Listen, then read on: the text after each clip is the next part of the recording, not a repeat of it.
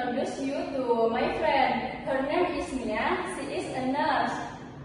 Nice to meet you, Kane. Nice to meet you too, Mia. What do you do exactly? I take care of Etienne and assist doctor in the hospital.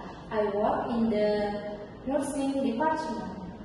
Interesting. I'm dentist. I treat people teeth and mouth problems.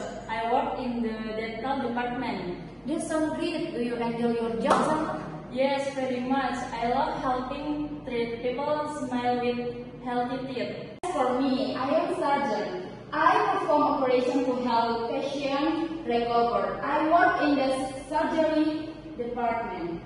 Wow, that's amazing. Do you like your job, Kane? Yes, I do.